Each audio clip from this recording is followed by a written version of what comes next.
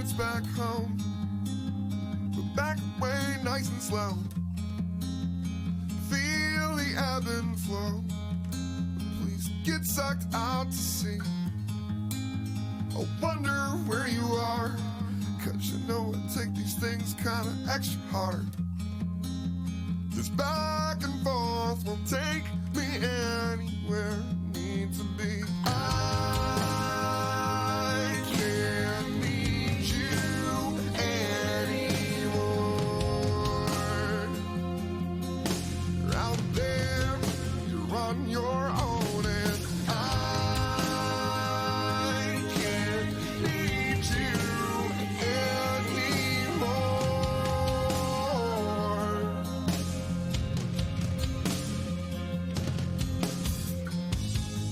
They say all good things must end, but it's been too long since I've seen one again. It's over now, you played your role, now it's time to dissipate.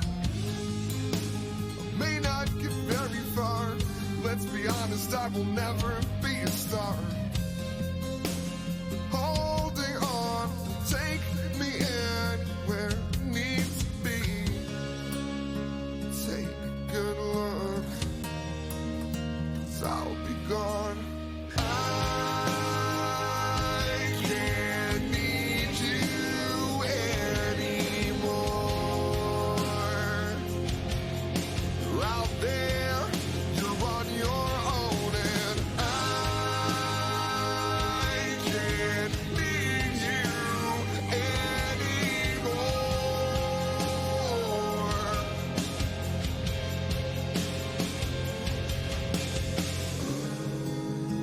Tell me I'm wrong. Anything to make it easier. Oh, keep your secret songs, 'cause I can't hear them anymore.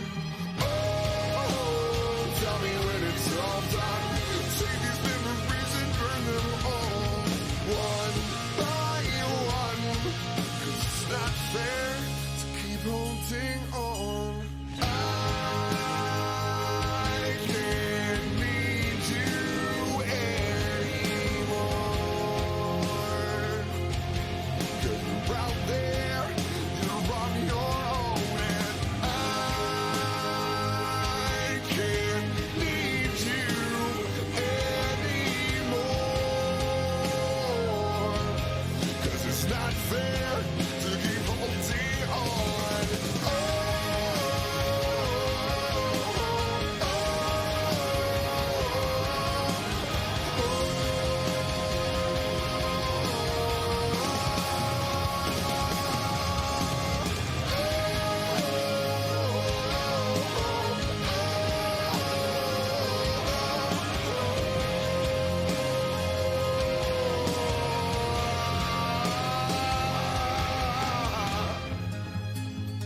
take your words back home, back away nice and slow. Feel the ebb and flow, but please get sucked out to sea.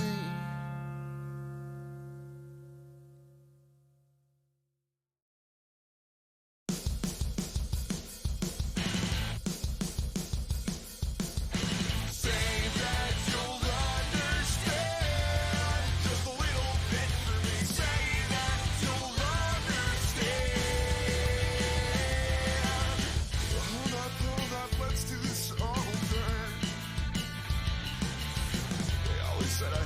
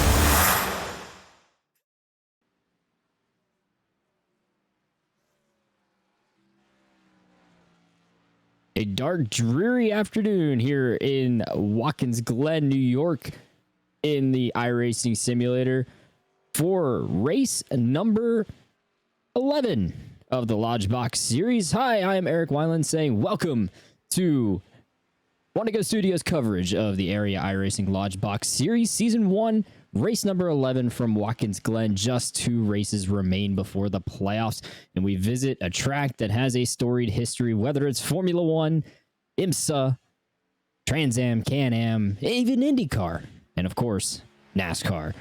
Get to visit Watkins Glen. Jacob Bell, I want to welcome you back into the booth with me tonight. We saw 2 already exciting races this week in the other area leagues, the Swift Lifestyles Pro Series and the Northern Capital Truck Series. What are we expecting tonight around this 7-turn race course in New York? I think tonight we're going to see a pretty competitive race, man. There's a lot of tough drivers at the top of this field, a lot of close lap times. I was hopped in a test session with a few of these drivers earlier today, checking out some of the lap times, and they were competitive there. They were very close. About 2 or 3 tenths, really separating our top 5 or 6 drivers. I think there's about, you can probably count on 2 hands the amount of people we have with a chance to win tonight. So it's going to be a competitive one, and I'm looking forward to it.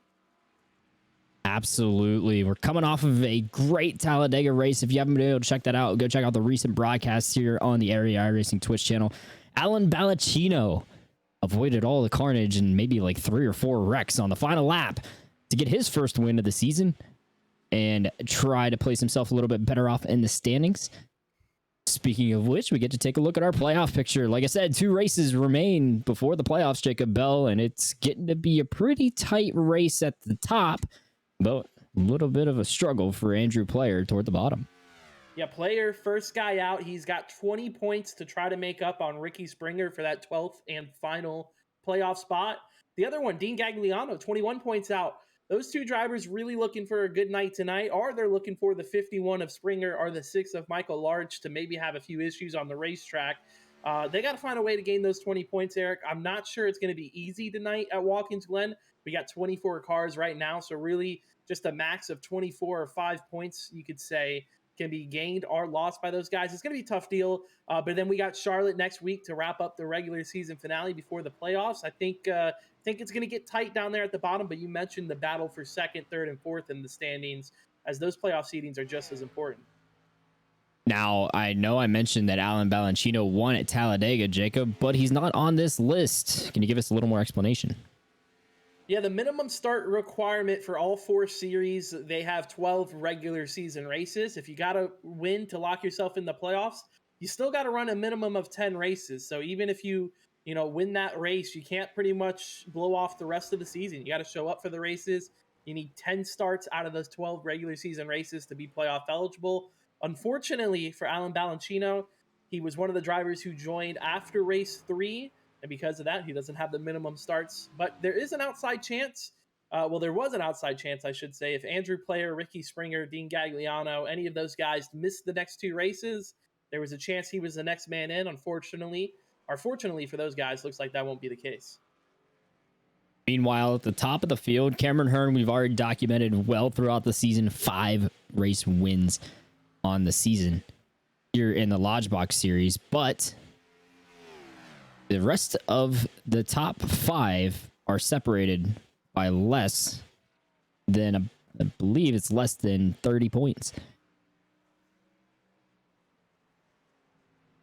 Yeah, the battle at the top, like I said, just as important in terms of playoff seeding, because in order for these drivers to get those playoff points that are going to be important to carry them through those rounds, like, for example, the round of 12, you got Atlanta and Richmond, you're going to want to start with a little bit of a head start, and by doing so, you can earn those playoff points with a higher finish in the championship standings for the regular season. So there's an opportunity for these guys to still have, something very important to race for. And keep an eye on David Weishart trailing Shane Theron for 2nd place in the regular season championship by 3 points. Garrett Grant by 17 points out from 2nd place. And he also got close battle amongst the next 3 below them, Ed Robertson, Alan Elwood, and Nicholas Trader, some ones to watch tonight. Meanwhile, getting ourselves set for practice, we'll go ahead and bring in the 3rd member of our broadcast crew, who's the mastermind behind Want to Go Studios, Harold Darner. Harold, you've been able to watch the other two races so far this week. The renewed Glen, as we're calling it tonight, it's proven to be pretty slippery, it looks like, through practice. Basically, we're looking at issues coming off the S's and coming down off of turn number 1. And then iRacing threw a couple wrenches into the system by kind of narrowing the track limits in turn 1 and turn number 6. You probably, if you've seen any Glen races with NASCAR, you know they take turn 1 really wide over those rumble strips and out to the extended pavement. But iRacing says you put more than 2 tires on the left side of that rumble strip in 1, and they'll give you a 1-point penalty. And also in turn number 6, the rumble strips, which then there's that runoff, and then the kitty litter in turn 6, the second last turn. If you go too far, as we just saw one car do that, that would be Cameron Hearn. You would get a point off there as well. So 1 X's, we saw a lot of X's. We only had one driver in ARCA, actually, if I remember right. It was Gary Lewis that had a 0X at the end of the race. And I know in ARIA, that's an important extra bonus point. Yeah, absolutely. Extra bonus point for finishing a race with 0 incident points and no incident limit here in the Area iRacing series. The various series that Area iRacing provides, but admins do watch and make sure no one's abusing the system so that they don't gain an advantage. Taking a look at practice, Liam Sheen, brand new comer to the Lodgebox series. Jacob Bell is sitting at the top of the practice board. Got a couple guys deciding to join us here tonight that are not quite regular names in the series. Yeah, Liam Sheen, of course, the one on the top of the practice charts that you mentioned with that first start coming tonight at Watkins Glen. Nate Stewart, another name that's not too awfully familiar to the Lodgebox series. We saw him last week at Talladega. Actually led to an interesting situation he had there where he actually blew up in the early parts of the race where he was running very strong. He was at the front of the field, but that engine went ahead and expired when he was pushing the number 12 car. And that ended the 88's night. Then you got James Scioli, a regular, in 3rd place, and Alan Elwood just jumped up to 4th in that number 49 car, another regular. And through much of this field, we see a lot of reoccurring faces, but some new ones are sprinkled in tonight as well. Absolutely. We'll take a look here at our conditions for the race session, presented by Lottie'sTravelWorld.com. Overcast skies, like I said, a dark, dreary day here in the virtual Watkins Glen area.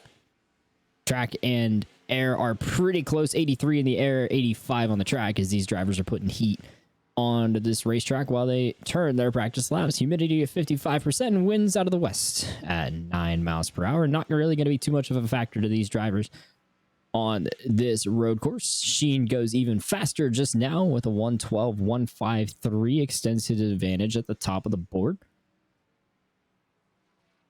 So for the renewed Glen 45, Jacob Bell, a little bit cooler temps should help with the grip a little bit.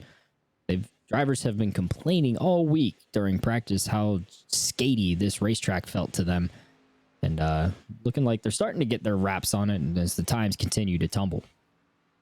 Yeah, I think you kind of said it perfectly. The track seems really skatey. I think it has to do with, as you mentioned, the reconfigured Watkins Glen here on iRacing, but it's definitely been, I think, more of a handful than these guys expected, right? It's been probably a while since a lot of these drivers set foot on the virtual Watkins Glen racetrack, and when they showed up this week, I don't think everybody liked what they saw. The car felt a little different, it handled a little different, but everybody's been able to adjust, and we'll see how this race plays out. I still think, Eric, looking at the practice times I saw earlier, and even the practice times right now, I really think we might have a dogfight for this win. There's a lot of really fast guys that are pretty close in lap time.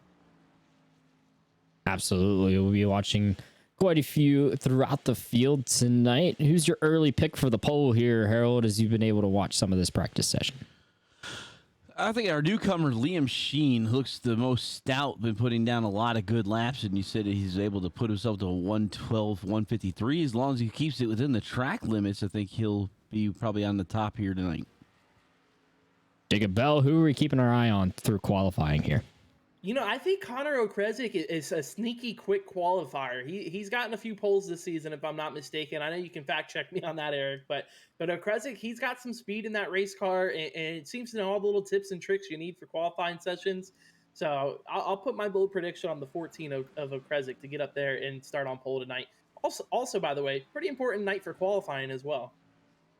Absolutely. We'll talk more about that during qualifying. Connor Okrezik, no poles yet in the Lodgebox series, but he does have a win under his belt at Nashville just before the holiday break back in December. Definitely keep our eye on that 7 car as well, guys. The highest iRating driver for road iRating in the field is James Scioli. He's out iRating ranked over the rest of the field by at least 700 points compared to I believe that Springer is the next closest to him, and also Alan Balancino. That's a pretty good jump too. I mean, if you're doing that by a half of 1,000, that's a substantial amount of iRating points to be up, especially on the entire field, not just a few drivers. You're up on the entire field by a good margin, but you see the practice times and you see it's still close up front. Liam Sheen, one of the drivers that we mentioned, of course, with a fast time right now. You got the 88 Nate Stewart, the third quickest driver, Connor Okrezik, and then Alan Elwood rounding our top 5. When we were at Daytona just a few months back for our first road course in the Lodgebox series, it was actually Alan Elwood who went to victory lane. So maybe that 49's got a few tricks up his sleeve for tonight. Yeah, he was able to weather the storm and avoid the carnage. Yeah, James Scioli dominated that race and unfortunately got tangled late in an incident which handed the lead over to Alan Elwood, and he never relinquished it for the remainder of that race. Practice finishing up right here. Pretty much all the times have been set, and Liam Sheen is your winner of practice. Unfortunately, practice doesn't pay anything out in the Lodgebox series, but we will get started with qualifying and see who wants to take to the track first. Conditions do change throughout qualifying, just mainly wind. Track temperature is going to stay relatively the same with this overcast sky. And I see Alan Balancino is our first taker to the racetrack. Number 70. Valencino, the big winner last week at Talladega, and obviously it was a very important win for Alan. He talked to us post-race and was pretty happy to be able to get that job done, and it came out of nowhere, as we saw pretty much all last week at Talladega. It was chaos and carnage coming to the stripe, and Valencino was able to be in the right place at the right time and barely knows that win out over Cameron Hearn. So Valencino gets on the scoreboard this season with his first win. He's got a long way to go, though, to catch the number 15 of Cameron Hearn in the wins column. The driver from Cleveland, Ohio, Norton Racing Designs on the hood for Nexus Esports. Getting up to speed here through the carousel. Probably one place on the track, Jacob Bell, that we're going to have to keep a big watch on is that carousel, because there is no penalty, as Harold said earlier, for running off on the excess pavement out there on the outside of the corner. Yeah, right there, we just saw him coming through turn 6. Now, this is turn 7, but that little gap between turn 6 and turn 7, one of the areas that does have the new iRacing incident scrutiny. So if you go off course there, you'll get an incident point and your lap will be disallowed. Same thing here in turn 1, as we see Alan Balancino take the green flag for qualifying lap number 1. Jacob, I want you to take us through a lap here at Watkins Glen, and how about we do it with the guy we may see sit on poles shortly, the 92 of Liam Sheen. He's just now getting up to speed right here, the same part of the racetrack as Alan Balancino. It's on board here, going through the S's. This was my chaos part last night in the Northern Capital Truck Series. It gets really free there on the exit of the S's, and then you got the real hard braking zone right here, heading into one of the most fun corners in all of iRacing here, the bus stop at Watkins Glen. You try to carry as much speed as you can, hit those rumble strips on all 4 parts of the bus stop, and then you got to manage it throughout this long carousel corner. Kind of play with the throttle. If you step on it too quick, that car will kick out on you and go sideways. He does a good job maintaining it there, using all the racetrack coming off. Gets a good run down here into turn 6. Another part you got to watch out for, not to get too high here on the exit of this corner. Sheen's doing a good job being really conservative here on lap number 1. We might see him pick up the aggressive here as he comes to lap number 2. Nice exit on the front straightaway. Almost might have hit the grass there as well. We'll have to see if lap 1 goes on the charts for Liam Sheen here in the 92. And he's going to start lap number 2 with the quickest time, though, a 1:12.14 for Liam Sheen on lap 1. He demolished the rest of the field. He beat Connor Okrezik by 0.4 of a second in his first lap there, and he may even try to go quicker yet here on lap 2 as he comes up through the S's. Yeah, I thought Sheen was being conservative there on lap 1, but he ran even quicker than he did in practice. See the team on the hood. That is the team that Liam Sheen drives for. Johnson Graphics providing his paint here tonight.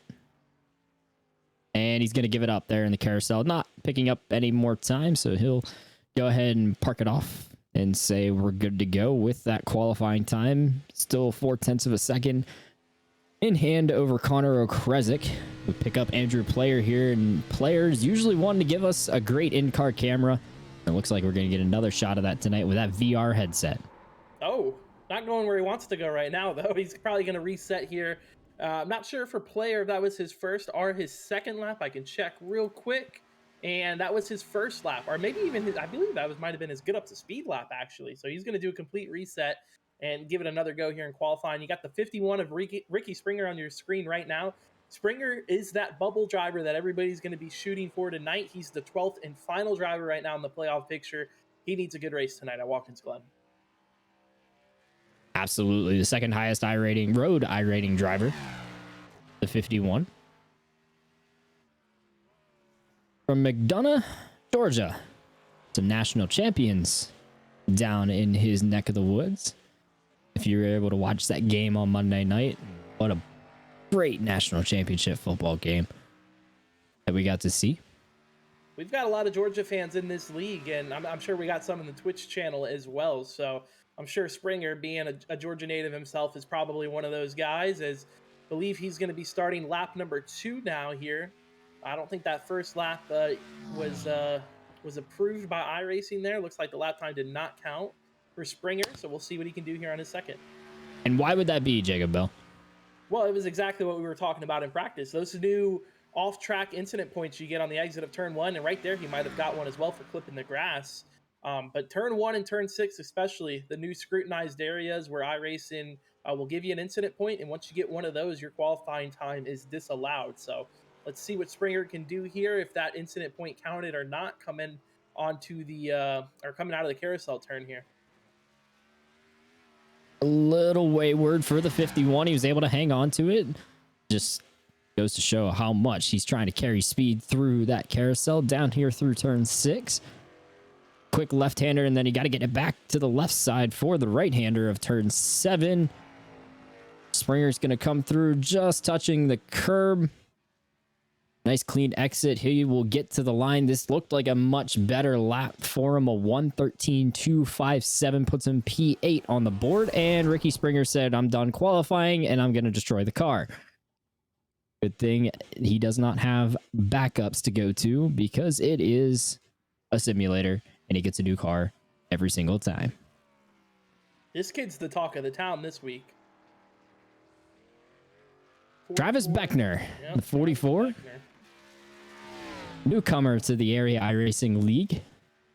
He made a splash last night in the Northern Capital Truck Series with that incredible save you get to see from behind the wheel, Jacob Bell. Yeah, that was actually my incident, was that save. Everybody was just so surprised that he was actually able to hang on to it. They started stacking up behind him, but that was a cool clip to watch. Harold did an awesome job with the camera work on that shot. So if you guys haven't seen it, make sure you guys check out Area iRacing social channels to watch the epic save that Travis Beckner made last night in the Truck Series race. But besides that, Eric, which was pretty cool in its own right, I mean, he dominated Monday night, and he was probably the quickest driver last night too. Absolutely. New blood to the Lodgebox series.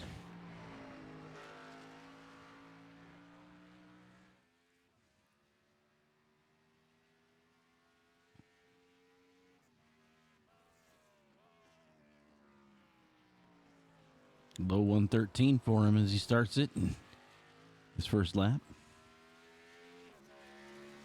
Yeah, that's a solid lap there for Beckner. It's going to put him P8 on the charts.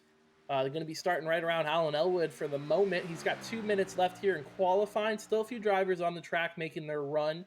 Beckner obviously on lap number 2 here, though, so we could see this qualifying grid change up slightly. James Scioli jumped up to second in that number 7 car with a 112.2. Extremely competitive lap times between a large majority of this field. Nick Trader, I see now, jumps up to the 6th spot. And a lot of competitive lap times being laid down. We'll see what Beckner's got here on lap number 2. So he's coming out of the carousel and down into the most important turn here, turn number 6, which kind of sets you up for the finish of this lap.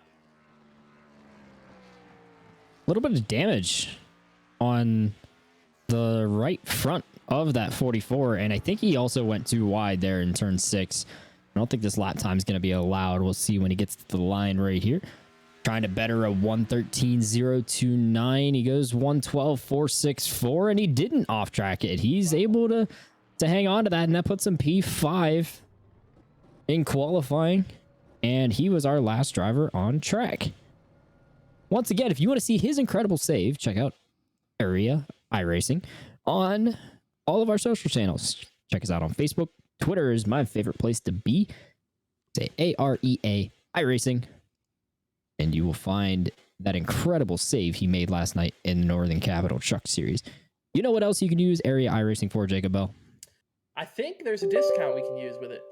Absolutely. Fans, be sure to visit our sponsor, Swift Lifestyles, for clean supplements that help improve your focus while gaming. Use discount code Area iRacing. That's AREA iRacing for 15% off your entire order. Special thank you to Swift Lifestyles for their support of the Swift Lifestyles Pro Series every Monday night. And of course, their support of us here at Area iRacing. That looks like it's going to do it for qualifying, gentlemen. Liam Sheen is going to be your pole sitter. We'll go through the rest of the grid here once they start hitting the grid in just a few moments' time for the renewed Glen 45 here at the virtual Watkins Glen.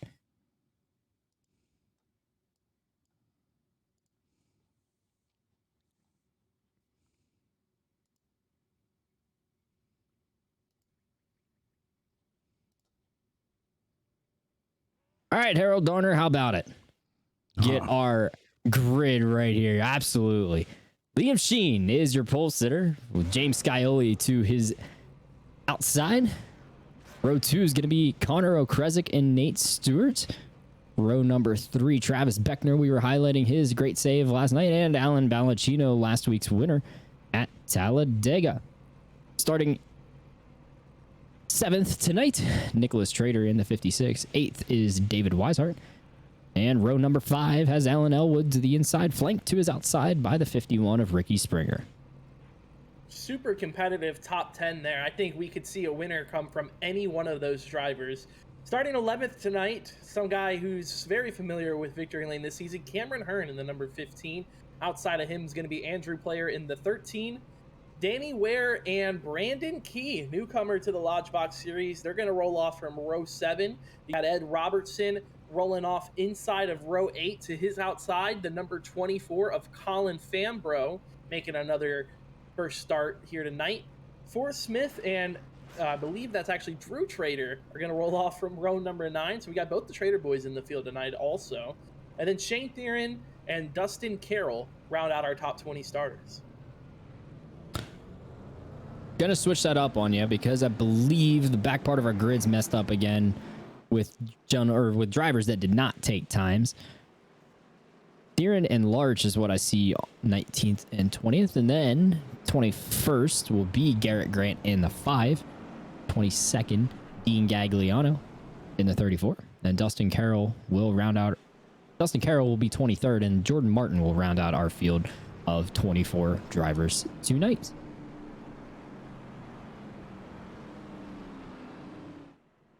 So up through the S's here under the pace lap before we take the green. Final thoughts from our producer and pit reporter, Harold Darner. Well, these guys are going to have to, take it easy on the cold set of tires. I would look for guys to take advantage of the mid-race break.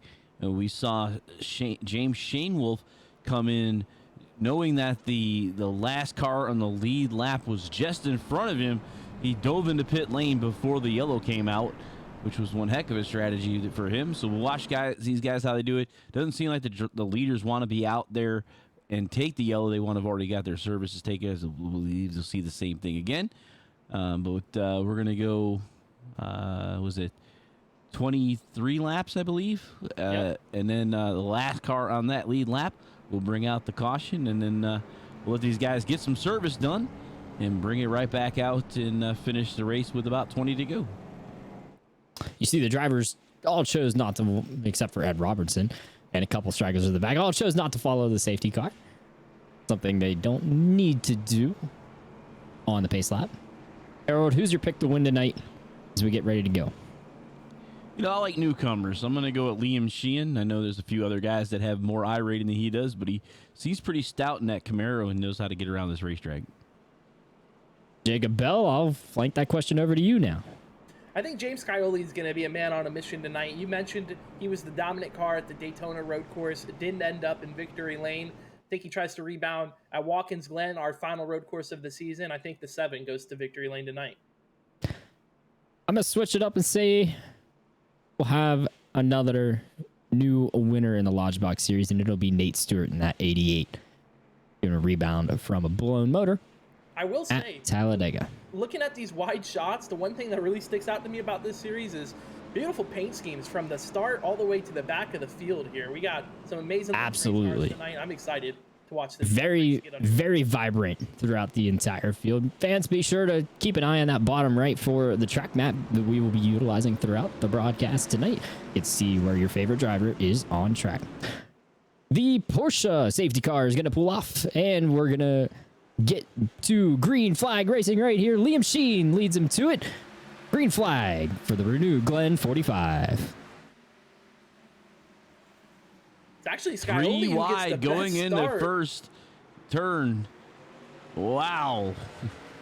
And Scioli had What one a heck of a move. jump on the 92. What a move from the 7 of James Scioli up to the front row, and he's not able to hang on up through the S's. I said it was going to be a dogfight tonight to see who goes to victory lane. I didn't know we'd see 3 wide for the lead, turn 1, lap 1, but it's going to be Liam Sheen leading him down into the bus stop on the first straightaway we go here tonight. Connor O'Kresick still side by side with Nate Stewart for 3rd. Through the bus stop for the first time tonight. A couple drivers a little bit wayward at the back. Meanwhile, Liam Sheen has gotten clear of the 7 of Scioli.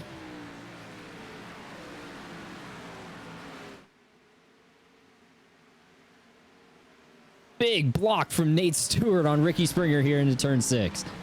Yeah, they're really throwing some haymakers back here around the 88 and the 51. Ricky Springer, one of those drivers on the bubble tonight, here heading into Watkins Glen, is going to need a really good race. We'll see if he's able to hang on to it.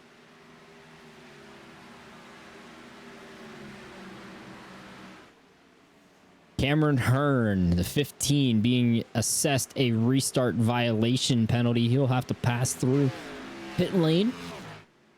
Changing lanes before the restart is what race control has said. So we continue to watch the 92 of Liam Sheen climb up through the S's and to the back straightaway. Luckily for the 15 of Cameron Hearn, that halfway caution might save him from losing a lap and is going to give him a chance to rebound from that penalty, but definitely a lane change violation there on the 15. He's going to have to serve that pass through. Looks like race control just gave him the black flag that time around at the stripe. 92, Liam Sheen continuing to show the way. Scioli, though, not really letting him get too far out in front.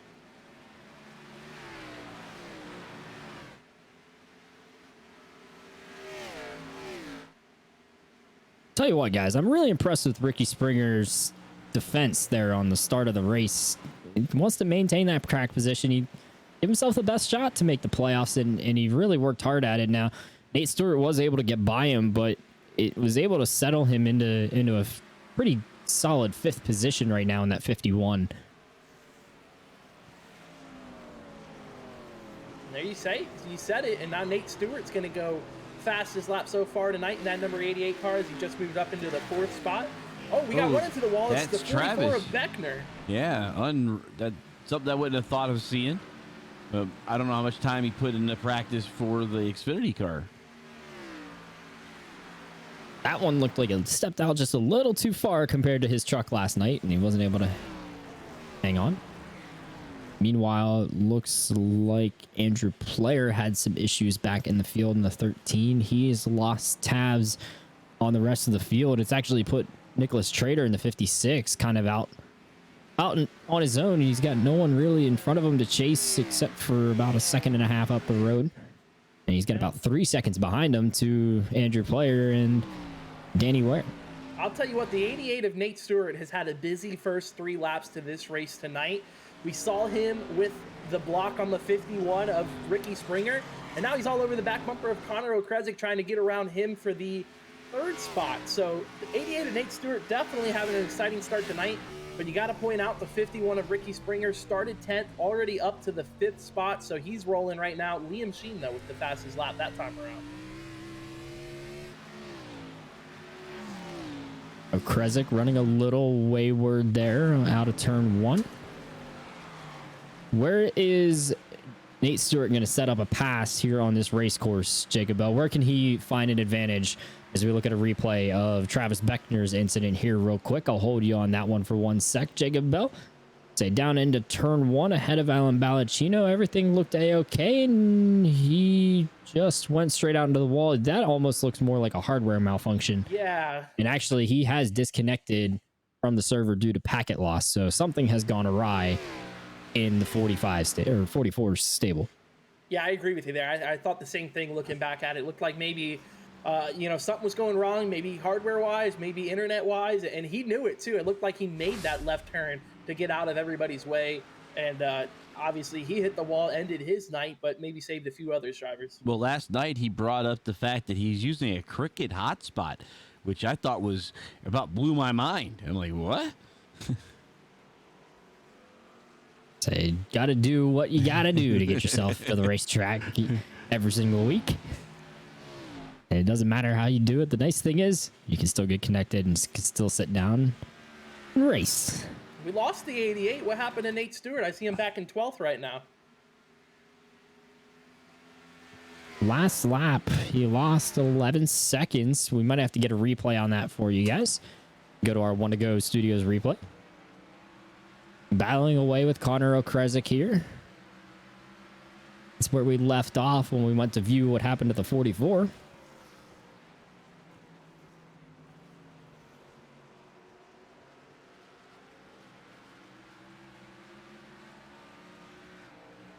Seems like everything was okay for Nate up to this point. We saw him aggressively trying to get around the 14 of O'Kresick some way or another. I'm wondering when it stepped out on him or what exactly happened. This was for the 3rd position, actually, at the time. You see O'Kresick hits the grass there. Potentially same situation for Stewart getting down into the bus stop. Oh! He was gonna hit the guardrail, the Amco barrier, but stepped out to prevent that. So it was a good save by him to not hit that metal barrier that would have ended his night. Yeah, and he was able to 3-point turn without getting collected by anybody at the exit of the bus stop. He knows he's got that halfway caution coming up. So he's salvaging something out of the night so far for the 88 of Nate Stewart. About incident points so far, only Sheen, Fambro, Theron, and Player with 0 X's at this point. Only 6 laps in.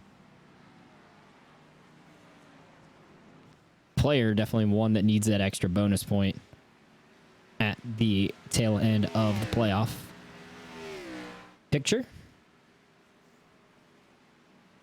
Big battle going on.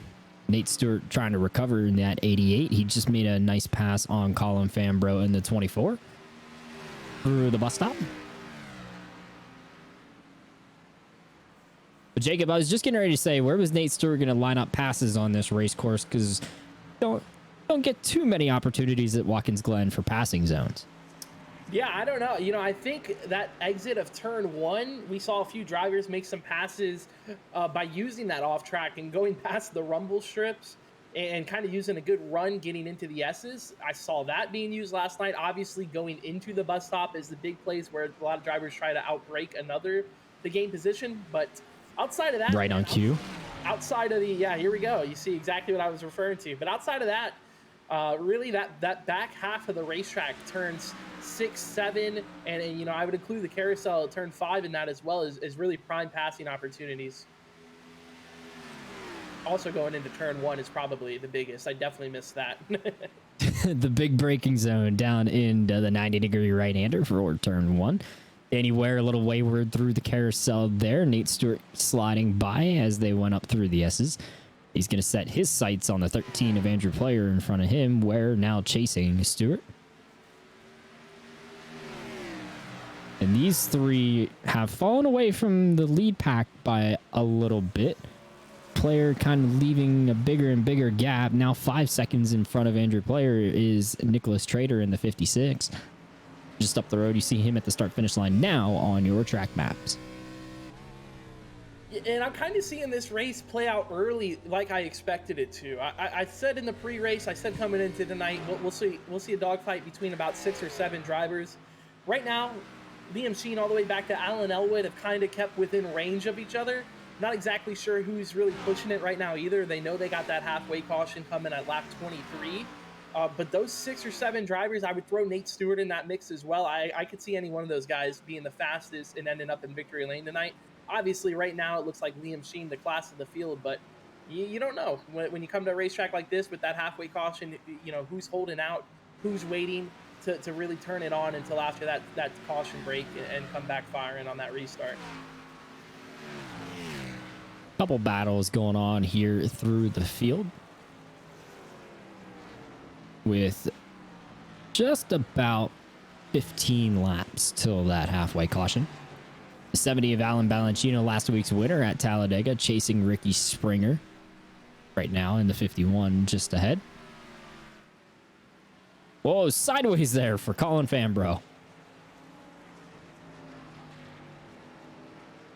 Colin with a beautiful race car tonight as well. Elwood Designs cooking up some absolute heaters this week in the Discord. When he shares his paints, it grabs everybody's attentions right away, and you can see that 24, obviously, another beauty that he's worked up. So big shout out to Elwood Designs and Alan Elwood, of course, manning up all those beautiful paint schemes you see on track tonight. You see Elwood Designs on that rear bumper. Nice way of identifying who makes that paint scheme. I absolutely love shouting him out because he's able to do mine every Thursday.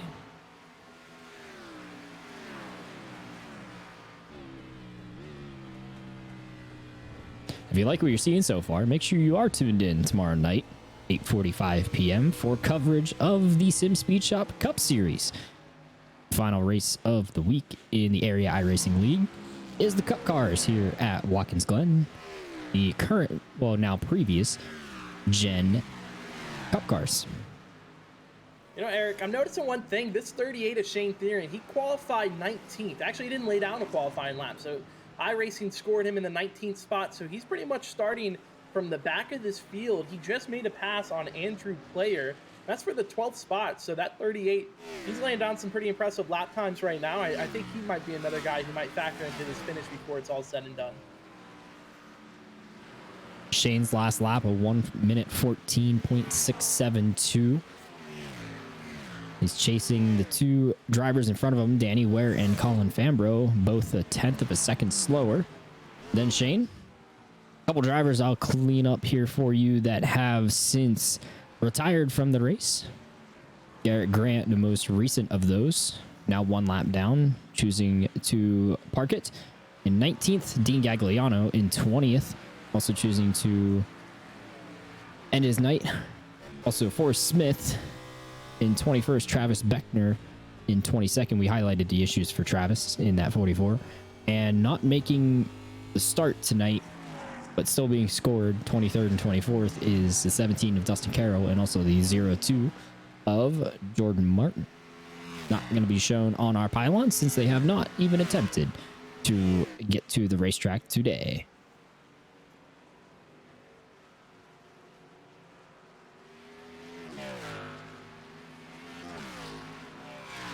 I'm tracking the 7 of James Scioli. You know, he's still only about 1.5 seconds off of our race leader, Liam Sheen. You see the onboard camera, pretty well within range of that 92 car, as compared to a lot of these other drivers. The lap times are very Oh, similar. around goes Shane Theron in the 38 off of turn 1. over here at turn 1. I Some don't damage know on what just happened to Scioli's- Shane. Some damage on Scioli's left front.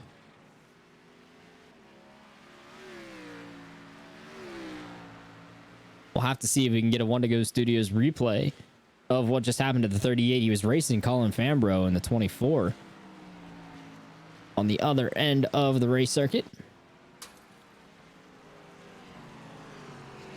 It's right here Down. in turn 1 too. Just locks it up. The curb induced that half spin there, Jacob. I don't know. I mean, it looked like Shane just kind of lost it there. I think, you know, it might have been the curb. It might have been that car right in front of him too. If you jab the brakes real quick, lock up the tires like Harold said. But nonetheless, he went around. Thankfully for Shane, though, no damage on that race car. He's able to keep it clean and keep it going. To recap on Harold's point about the left front here of James Scioli, that was from that 3-wide move we saw on lap number 1. Made a little bit of contact with the 88 of Nate Stewart on the left side of that race car, and that's how that damage got there. I don't think that'll affect him at all tonight at Watkins Glen. How aero dependent is a track like Watkins Glen? I know the only real big high-speed part of this racetrack, Jacob, is the backstretch. Yeah, I don't think it's a super aero-dependent racetrack. The speeds do get pretty high here, coming into this corner specifically, and also, like you mentioned, going into the bus stop and into turn 1. But, you know, most of these road courses, it probably really won't affect your race car too much. So I think James, that little damage on the left front, he should be good to go the rest of this race. We did have to make a tape adjustment on these race cars, though, because of, you mentioned it, the high speeds these drivers were getting. You know, after about 5 or 6 laps, we saw some engine and oil temps getting pretty high. So elected to lower the tape on these fixed setups that we're running here tonight. So that should make a lot of these drivers a bit more manageable, keeping that race car cool. Battle for 5th heating up here between the 2 of David Weishart and the 51 of Ricky Springer. David's been slowly closing in Ricky Springer over the past couple laps. See them climb up through the S's right here. Ricky is sliding through that final turn of the S's. One other onboard shot we get is the number 2 of David Weishart, and we get a nice look into the sim rig cockpit. You can see how much he's working that wheel tonight. It's no joyride here at Watkins Glen. You really got to work all 45 laps, especially if you want to be quick at this racetrack. Absolutely, and I love to highlight what Harold likes to talk about, that focused race face that we all put on when we sit down in these simulators. David got his tongue out. He's really working hard to get that race car where it needs to go, and look at him gain right there through turn 6 on Ricky Springer, and Ricky early braking into 7. It kind of left Weishart no choice but to be stuck on that high side there, not the preferred groove in that final corner. Springer gets a good launch off and is going to be able to clear by a couple car lengths over the 2 of Weishart, but definitely cool to have these onboard shots tonight. David, one of those drivers with an awesome setup as well. He's got the team flag of Samson Motorsports in the background, and he's got that racing wheel in his hand as well. And working this track right now, Watkins Glen. Got another guy joining this battle. It's the 49 of Alan Elwood, the Daytona Road Course winner, as Weishart just kisses the wall there at the exit of the S's, actually. And that's going to open the door for the 49 of Alan Elwood. Here he comes down the backstretch. He's going to choose not to make the bus stop a passing zone right now. Better save face for another corner. David runs really wide through the bus stop. He actually picks up some grass circa Marcus Ambrose and Brad Keselowski through the bus stop in 2012, and that's going to give up the spot. Alan Elwood now up to 6th, passing David Weishart right there, and Alan's going to set his sights now on the 51 of Ricky Springer. And you see Travis Beckner, the 44, back out on track after that early race incident. However, he has scored 9 laps down. Still having some issues, it looks like, with that 44 car. That shot we had with Elwood racing with Springer, it actually looks like Elwood might be making a move now on Springer for 5th. I was going to bring up this point to you, Eric. I don't know if we can find in this league 3 more talented race car drivers than Alan Elwood, David Weishart, and you could throw Ricky Springer in that mix. He's had a pretty good season. Obviously, this field, top to bottom, filled with extremely talented race car drivers, but that was quite a mix to watch these guys dice it up. A bit of contact there between Alan Elwood and Ricky Springer. Sends Ricky wide up through the S's. give 5th place to the 49 of Alan Elwood, starting to work his way forward right now. And Ricky's going to slide wide for the 2 of David Weishart. Yeah, pretty much 3 of the best we see in the Lodgebox series right here. Very week in and week out. Yeah, I agree with you 100% on that. And looks like Springer kicking up a lot of grass these last few laps. That's to me the telltale sign that these drivers are really pushing it. I'm the same exact way. When I know somebody's trying to get on my back bumper or make a move, I start pushing it, and that's what leads to those off tracks where you see the grass getting kicked up. And there goes Springer again, just clipping every inch of grass on those corner exits he can. And it's going to look like, though, it's going to cost him 5th and 6th as Weishart and Alan Elwood were able to get around him. I'd say Alan is the real big winner out of that. He's already gapped David Weishart now by over a second. And he's gotten by Ricky Springer all in pretty much the same go. And he's now pretty much free running toward Alan Valencino, who is another 4 seconds up the road from Alan. Liam Sheen, your leader by 1.5 seconds over James Scioli in the 7. Connor O'Kresick holding in 3rd at 6 seconds behind. That gap between Scioli and Sheen has not changed since the drop of this green flag. I mean, they've been almost matching lap times each and every time by. It's been 1.5 seconds since these guys have kind of separated into the 1st and 2nd spot. I wonder if Scioli's kind of saving a little bit of that extra juice for that last run to the finish after that halfway caution, or if these drivers are just going full out right now and they're just that close. It's one thing we actually did not highlight, and I don't believe we know, is what the fuel window is for these Xfinity cars, because that halfway caution pretty much breaks the race up for them. Yeah, I don't know if they're going to be able to make it to that halfway caution, actually. I think 23 laps at the completion of lap 23, so really you're looking at more so 24 laps on fuel. That might be a little bit too far for these race cars. I don't think they'll be able to make it. So I anticipate we'll see a majority of this field, if not all of this field, in about 1 or 2 laps before that halfway caution. I could be way off on my number also, so if you know, let me know.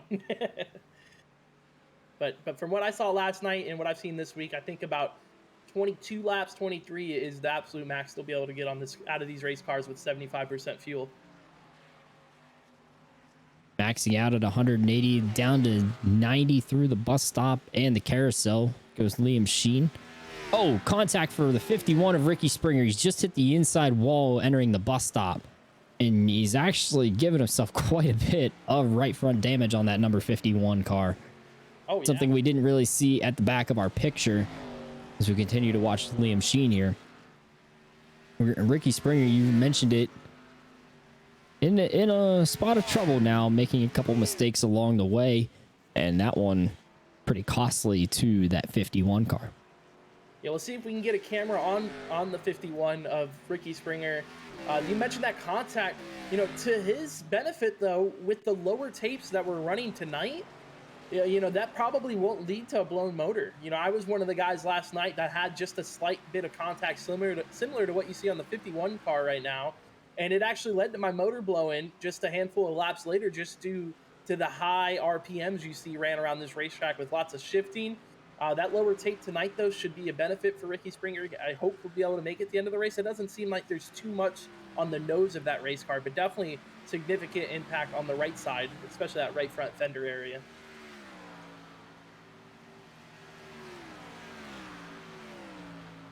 Get a battle for 11th place shaping up here between the 13 of Andrew Player and the 18 of Danny Ware.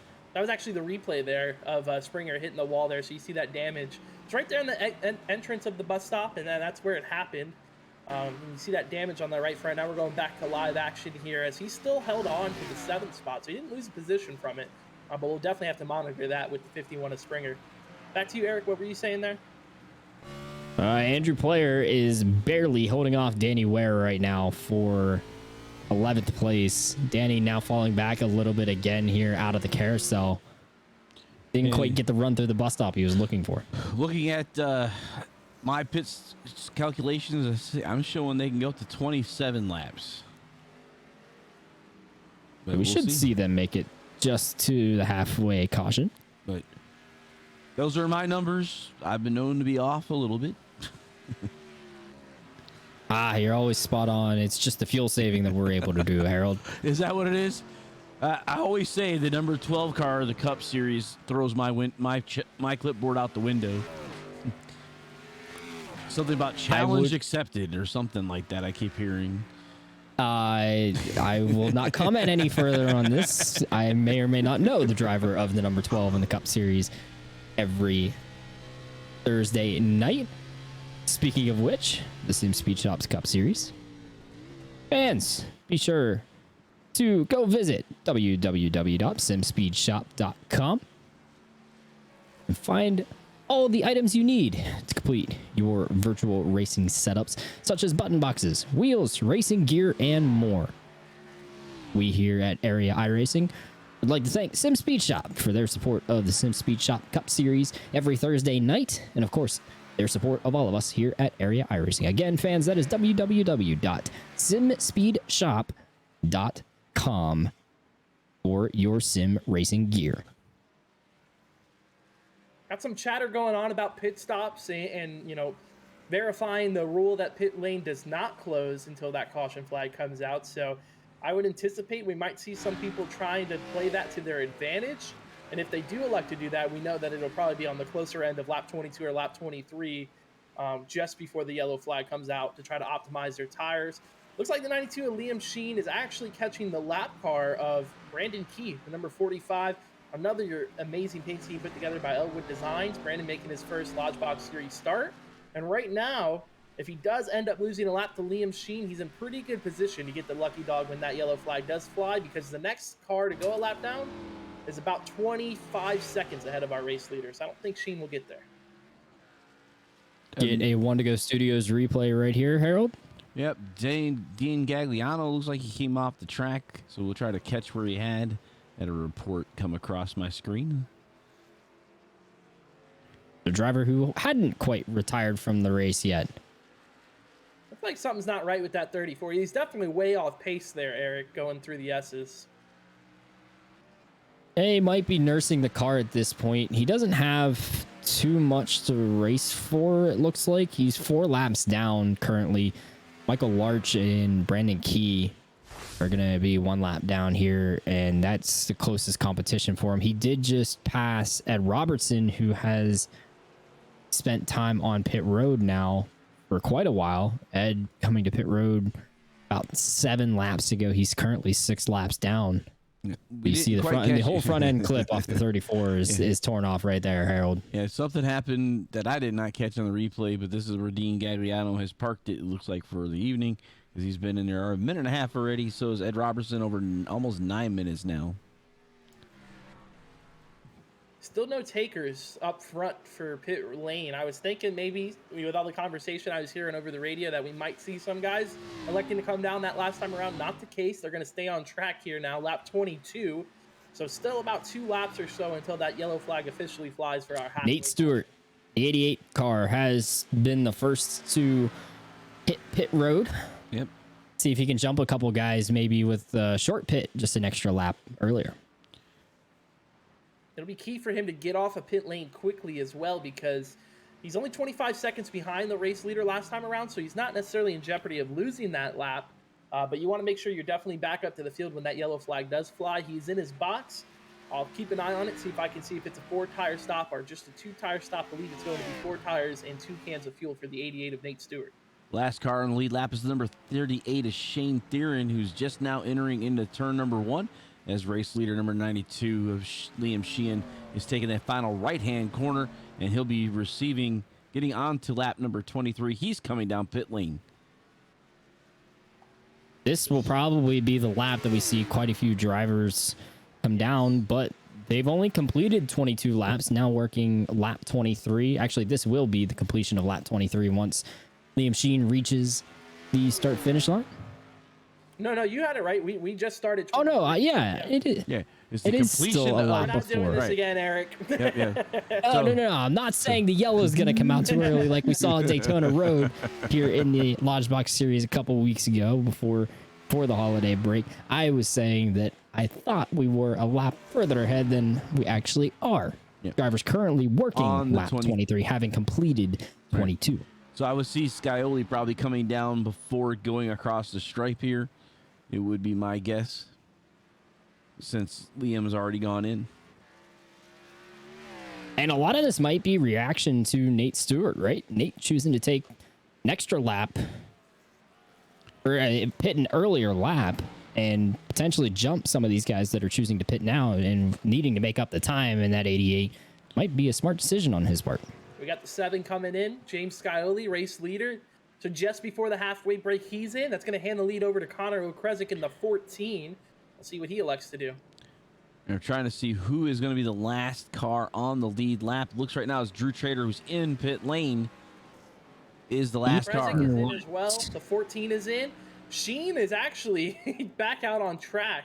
We got Alan Valencino in pit lane. It looks like a majority of the field's coming in here. Alan Elwood is in. So the top 4, Scioli, O'Kresick, Balancino, Elwood on pit road right now. Sheen and others trying to make up the ground. Andrew Player has not stopped yet. Neither has the 38 of Shane Theron. Last car on the lead lap was Drew Trader, as Harold mentioned, except Drew is still sitting on pit road. There's something wrong with that 56, maybe doing some 25. Showing on the tower now, it's the 18 of Danny Weir. So when Danny crosses the line, the caution will come out.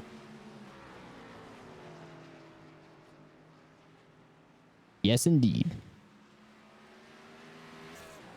And Danny is still over here at the exit of the carousel. We're not going to see it quite yet. Liam Sheen back to the race lead, though, after making a pit stop. Pretty impressive for that driver to be able to be the first one in on pit lane as the race leader, and also the first one off the pit lane. You see the gap he was able to grow on the number 7 of James Scioli as well. So last car on the lead lap here, Danny Ware crossing the stripe now. Should trigger a caution flag any moment now as race leader Liam Sheen continues to show the way. Brandon Key now, the last driver on the lead lap, and he has not reached start-finish line yet. So if Liam Sheen gets back around to the start-finish line, actually showing before Brandon Keen Key can finish his service, he's now on. Yeah. he's now a lap down. So yeah, the Alan Elwood is the last. yellow's gonna get thrown here. The yellow's Caution out flags now. out.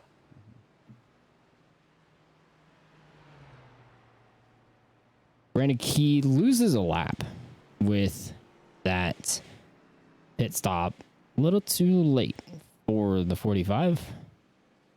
And actually, Jacob Bell, that is really harmful because I believe Michael Larch in the 6 is now ahead of the 45 for the lucky dog position. Yeah, it's gonna be a tough situation there to see exactly who's gonna get that. I think you're right though. I think it's gonna be Larch getting scored ahead of the 45 of Brandon Sheen, and we know none of these drivers are gonna come down to pit because they just did so a lap or two. So I don't know. I don't expect to see any waiver route drivers either. But Only one driver that's gonna make a stop here under this yellow, and it's gonna be Shane Theron in the 38. Michael Larch Because needs to he come has down not too. stopped yet. Larch will come down once he gets his lucky dog, absolutely, as well. Thank you, Harold, for reminding me that Larch had not stopped yet either, trying to get that lucky dog. And look actually, a at his huge call timing, on his so part yeah. to stay out and get the lucky dog over Brandon Key. yeah, definitely. Good strategy. Still looking for a pace car here. I think the drivers are saying it's going to be at the exit of pit lane here. So, still got So some if we look at our track map there in the bottom right, you'll see the SC right there in turn number 2 going into the S's. That is the safety car. Liam Sheen will be picked up by it here on this saving lap. fuel, by the way, under this yellow. So maybe some of these drivers are a little concerned about making it to the end from where they pitted. Can hear him clutching it, shutting that car off, and just kind of coasting up to the pace car. He's right in front of him. Gonna let the whole field stack up behind him. The only thing I can Doing think of that uphill is always a fun thing. if these guys are clutching, it almost sounds to me like they didn't take a full tank of gas because they were able to make it this far, and now they have less laps to get to the end than they just put in. Liam Sheen having some fun with the Porsche iRacing safety car. He's just trying to see what's on the dash.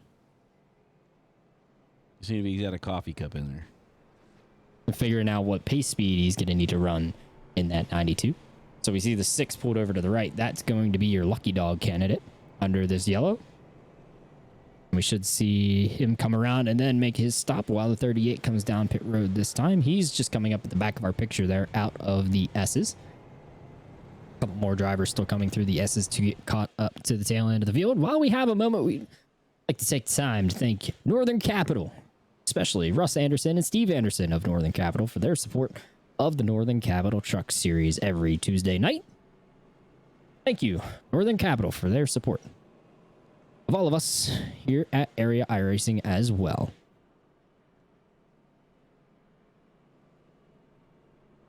I was getting lost there for a second. It was actually a race leader going by the pace car. It was like, what's going on? But looks like, really think he's trying to save fuel pretty aggressively. So he wanted to get that speed build up in that race car and then start clutching it. It's kind of the reasoning there why he was so far out in front. But looks like most of the field is caught up, and you mentioned it. I don't think we'll see anybody come down pit lane with the exception of the 38 of Shane Theron, as well as the 6 of Michael Larch once he does get his free pass and gets back on the lead lap. Most other drivers out here were able to take 4 tires on their stops. Most of the pit stop times look to be in the 14 to 15 second bracket for every driver that has made a stop so far. Couple long ones. Connor Okrezik in the 14 has spent 55 seconds stationary in his box, and Alan Elwood 53 seconds. Those are speeding penalties, I believe, for the 14 and the 49. They're lucky enough to not cost those 2 drivers a lap. They're able to stay on the lead lap. So we see a couple takers on pit road. The 88 and Nate Stewart is actually going to decide to come down for a second time. From the 5th spot as well, I believe, there for Nate Stewart. Yeah, you're just saying Might he's concerned need to about top the fuel Yeah, off. Top it off because he came in a little earlier than everybody else did. Yeah, I think that number there was right about round 23 laps. So with Nate coming in, lap 22, I believe, that put him with 24 to go, and maybe thought he was about a lap short. Wants to just come top it off, and looks like it's going to be a fuel-only stop for the 88, so that would confirm that situation for him.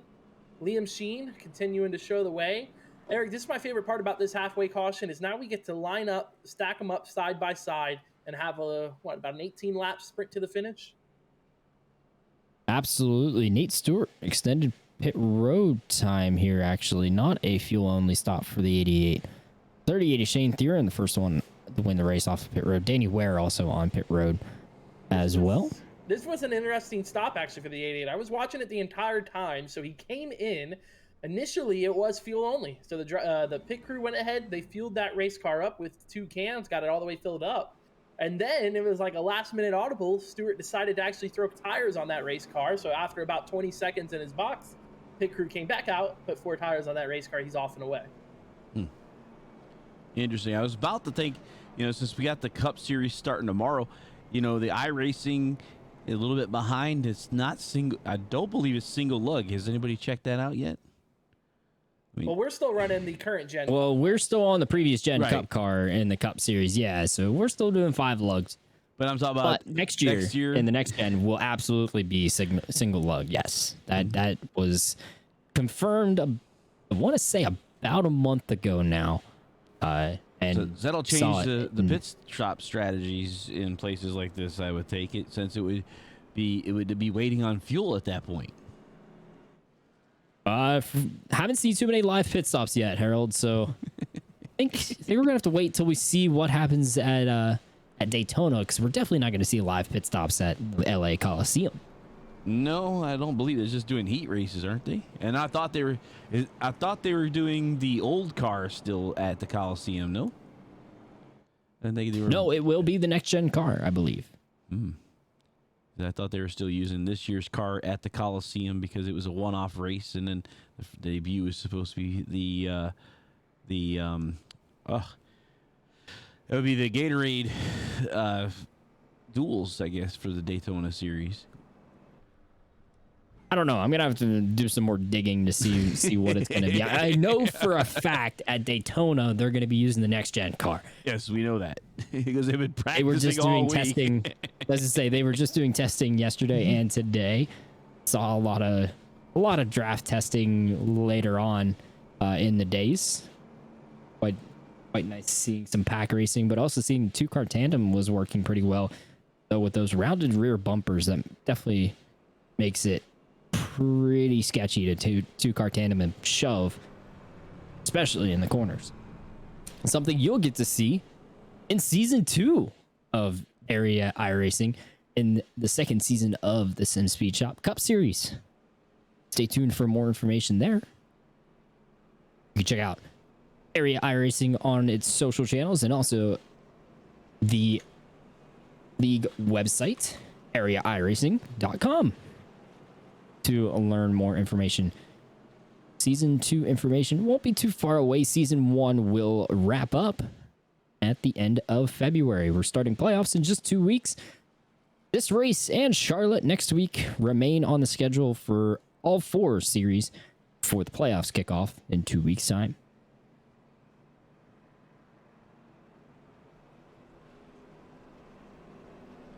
We see the lights are off of the pace car, so the 92 looks like he's decided to take the outside. Well, no, I say it's the right. It's left and right, so inside, outside, but he's where he's supposed to be. He'll be on the inside corner going into turn number 1, the way he started. But he didn't seem like he went as well as Scioli did on the initial start, so we'll have to keep an eye on that.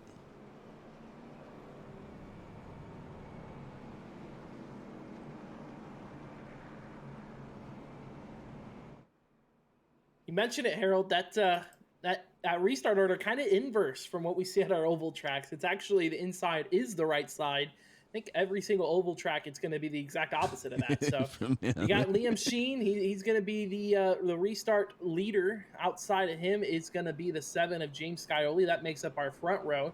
The exact same front row we saw at the start of this race. Restarting third is going to be Alan Valencino and then David Weishart in his 4th spot, and then rounding out the top 5 is going to be Ricky Springer. So few new faces to our top 5 versus what we saw at the initial start of the race, but same front row. It's going to be the 92 and the 7. We'll have to see if we get another 3-wide move in the middle of turn 1 again. I'd say it was a big jump that Scioli got on the green flag. Was able to get past Sheen going into turn number 1. And there was a car behind, I believe, Scioli that pushed the 3-wide.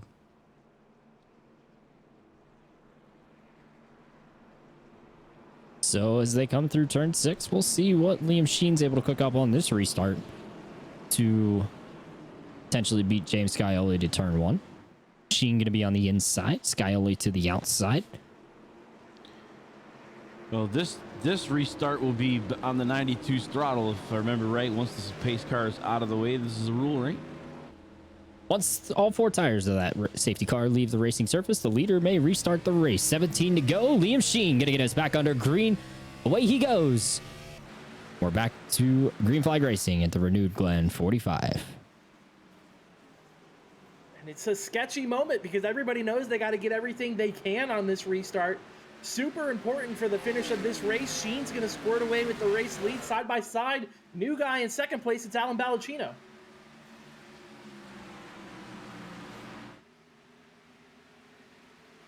You got Springer right behind the 7 of Scioli.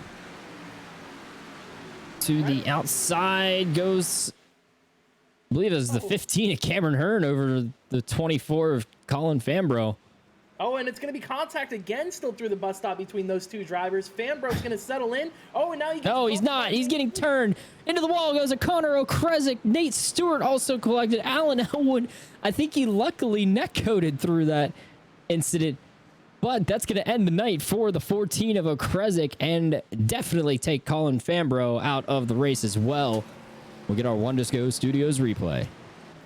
Yeah, it was right there. You saw the contact was already being made between the 14 and the 24.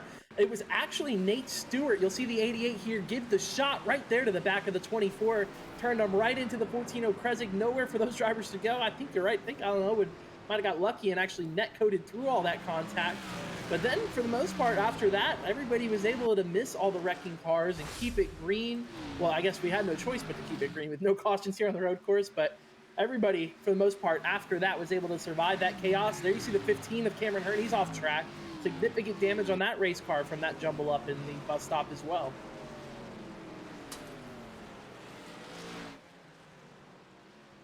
Looks like it was turned. Cameron Hearn Might have just had a second hardware issue of the season right there. Want to go Studios replay catching that Cameron Hearn just went straight on into the turn 1 wall and reset.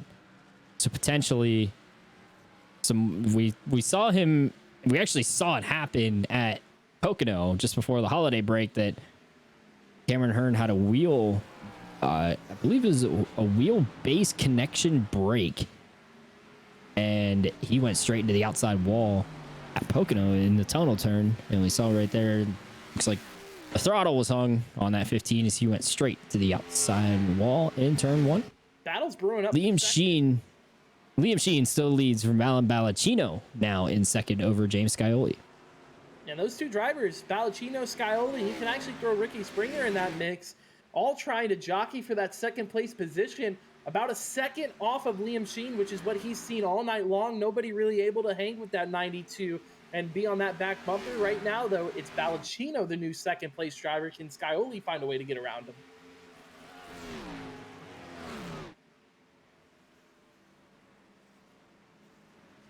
Across the rumble strips of the bus stop, these two drivers come. Scioli looked to be the better of the two across those rumble strips, and he's going to look to the inside of Balancino here. Can he get his nose in there, Jacob Bell? It looks like he is going to be able to almost. Balancino really muscled it off the corner there, put the throttle down. He's able to clear that 7 to James Scioli back. These two drivers, though, they don't want to mess around battling for too long, or else it'll allow Liam Sheen to just score it away even more, I should say. I'm sorry. That 92 right now still holding that lead, about a second advantage over Balancino. I wonder if he's managing that gap, or if these two drivers are just running that fast trying to battle each other.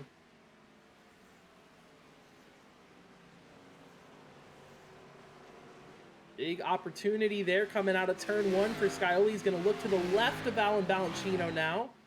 As they head up the hill through the S's, still no move being officially made yet by Scioli. He's going to have to ride in line for now as they head out of the S's and into the bus stop here on lap number 32. 14 laps to go here at Watkins Glen.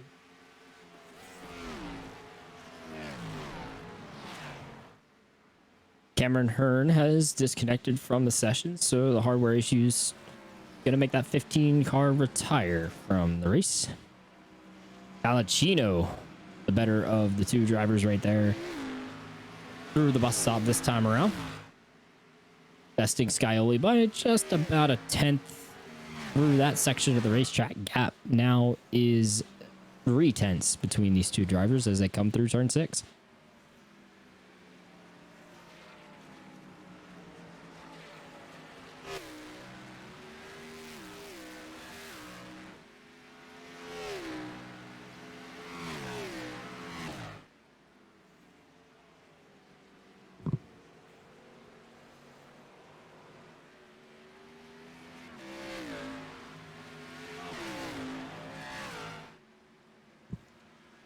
Coming up. See these drivers work up through the S's right here. Liam Sheen still holding a healthy lead. The battle is on for the 8th position, though, between the 13 of Andrew Player and the 49 of Alan Elwood. These drivers just now working their way up out of the S's to the back stretch here. And Scioli 49. driving so hard to try to find some way to get around the 70. He's just not able to do it. I've seen him even clipping the grass, looking a little bit lower than normal, driving it a little bit harder than normal off the corner. Just not able to do it. Every chance he gets close, Balancino able to just muscle right back by him.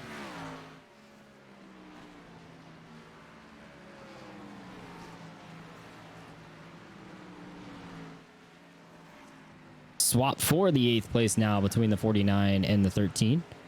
Alan Elwood able to get by Andrew Player into the braking zone of turn 6. So give 8th place to Alan Elwood, luckily getting through the chaos of that incident out of the bus stop and into the carousel off the restart. Looks to not have hampered that number 49. We'll pick up a battle for 5th just up the road from these drivers. Nate Stewart just now getting by David Weishart, and it looks like he's gapped him pretty good now. We saw the early contact for Stewart set him back to the rear of the field really on that first green flag run. The second green flag run, he had to do it again. He elected to come down pit road, on that second caution lap and topped that race car off with fuel. But he's drove all the way back up to 5th already in that number 88. You mentioned it. He just got around Weishart. He's going to set his sights now on the 51 of Ricky Springer.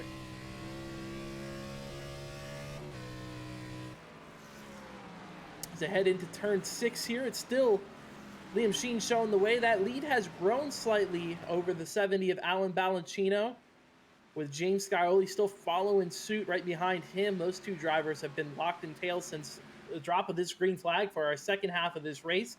11 laps to go now here at Watkins Glen for our race leader. And Sheen's led just about every lap since the drop of this green flag. He qualified on pole, won the practice. He's led most of this race. 32 out of 35 laps so far for the 92, an impressive debut for him.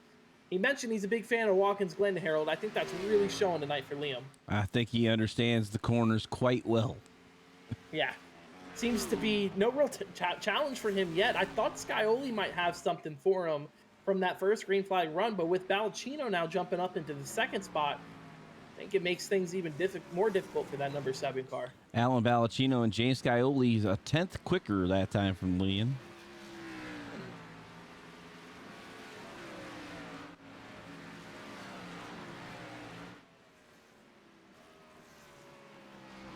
Now, how much, since you were out on the racetrack yesterday, how much does a draft help? Any? You know, I don't think it really does. Oh, it looks like they actually got the battle for second now with Scioli. He makes the move going into the final corner there, and he's going to clear him coming off. A late send into turn 7 for the 7 car of James Scioli pays off for him. But now, with only 10 laps to go, he's got to have to find a way to make up 3.5 seconds on race leader. Look at Balancino send it down into turn 1 there. Thought he was almost going to get to the back bumper of the 7.